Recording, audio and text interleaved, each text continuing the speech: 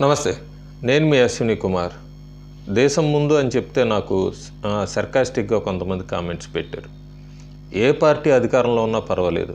కానీ ముందు ఏ అడుగు వేసే ముందు భారతదేశం, మన దేశం అనేదైతే ముందు మనం చూసుకోవాలి. ఏ ప్రభుత్వం పరిపాలించినా, ఏ పార్టీ అధికారంలో ఉన్నా అది సెకండరీ. ప్రస్తుతం భారతదేశంలో ఏం జరుగుతోంది? ప్రజలు 2024 లోక్సభ ఎన్నికల్లో తీర్పు ఇచ్చారు. మ్యాండేట్ ఇచ్చారు. ఆ మ్యాండేట్ ప్రకారం ప్రస్తుతం ఎన్డీఏ అధికారంలో ఉంది. ముచ్చటగా మూడోసారి కాంగ్రెస్ కానీ, కాంగ్రెస్ మిత్రపక్షాలు కానీ ప్రతిపక్షంలో కూర్చున్నాయి. కానీ వాళ్ళ కోరిక ఒకటే, మళ్ళీ మూడోసారి 5 సంవత్సరాలు ఎన్డీఏ అధికారంలో ఉంటే ఎక్కడ ఈ కాంగ్రెస్ కూటమంతా విడిపోతుందో, 2029లో వీళ్ళకి మళ్ళీ కష్టమవుతుందా? సో దానికి వాళ్ళు తీసుకున్న స్ట్రాటజీ, దీని మీద ఆల్రెడీ ఒక 15-20 రోజుల కిందట ఒక వీడియో చేశాను. వాళ్ళు ఏం అవలంబిస్తారు రాబోయే రోజుల్లో, కోవిడ్ 5 స్ట్రాటజీ అని ఒక వీడియో కూడా చేశాను. సేమ్ ఇప్పుడు అదే అడుగుజాడలు నడుస్తున్నాయి భారతదేశంలో, ముఖ్యంగా ప్రతిపక్షాల నుంచి. వాళ్ళ ఎజెండా ఒకటే, బయటికి చెప్పక్కర్లేదు కానీ క్లియర్గా కనబడుతోంది. భారతదేశంలో వివిధ రాష్ట్రాల్లో ఏం జరుగుతోంది, ఆర్గనైజేషన్స్ ఎలా పనిచేస్తున్నాయి అన్నీ కూడా. మనం వెస్ట్ బెంగాల్ తీసుకున్నాము, కర్ణాటక తీసుకున్నాం. మణిపూర్లో అల్లర్లు చల్లబడుతున్నాయి, మణిపూర్లో అల్లర్లు తగ్గినాయి. ఉత్తరప్రదేశ్ని ఒక ఇష్యూ చేయడానికి ప్రయత్నించారు. కర్ణాటక, తమిళనాడులో కూడా కొన్ని ఇష్యూస్ జరిగినాయి, బయటికి రాలేదు కానీ కొన్ని ఇష్యూస్ జరిగినాయి. కేరళ, ఈ రాష్ట్రాలన్నింటిలో కూడా వాళ్ళు ప్రయత్నాలు చేశారు. స్టూడెంట్స్, విద్యార్థి లోకాన్ని రెచ్చగొట్టడానికి ప్రయత్నించారు. అది సుప్రీంకోర్టు దాకా వెళ్ళింది. సుప్రీంకోర్టు ప్రస్తుతం తీర్పు ఇవ్వాలి, హీరింగ్స్ నడుస్తున్నాయి. సో విద్యార్థి లోకం కూడా కాస్త మెత్తబడింది.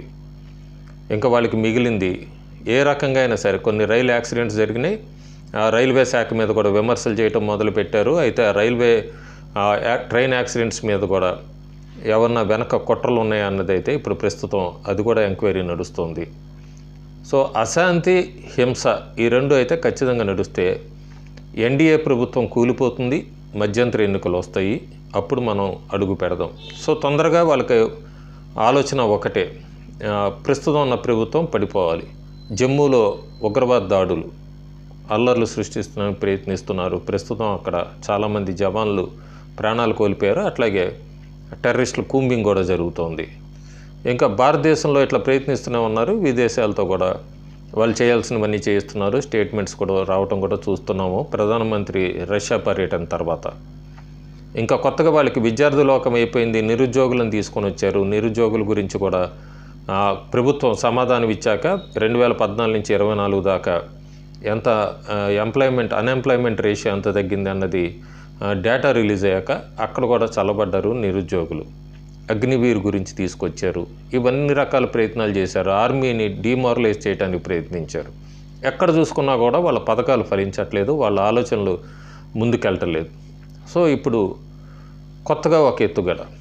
ఈ ఎత్తుగడకి కరెక్ట్గా 24 గంటల ముందే ఆయన ఎనలిస్ట్ అనాలా, సెఫాలజిస్ట్ అనాలా, పొలిటీషియన్ అనాలో, యోగేంద్ర యాదవ్, ఆయనకి చాలా పేర్లు, ఆయన 24 గంటల కిందట ఒక స్టేట్మెంట్ రిలీజ్ చేశారు.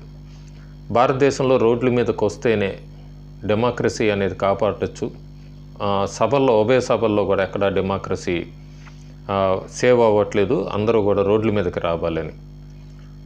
అది జరిగిన 24 గంటల ప్రస్తుతం మనం చూడబోతుంది, రాబోయే రోజుల్లో కూడా చూస్తాము. మళ్ళీ రైతుల ఉద్యమం తెర మీదకి తీసుకొచ్చారు. ఎప్పుడో ఆ 3 బిల్స్ మీద దానికి సంబంధించి మళ్ళీ ఇప్పుడు రైతులంతా కూడా హర్యానా వైపు నుంచి, పంజాబ్ వైపు నుంచి కూడా దేశ రాజధాని ఢిల్లీ వైపుకి మళ్ళీ రైతుల ఉద్యమం అంటూ కూడా రైతులు కదలటం మనం చూస్తున్నాము.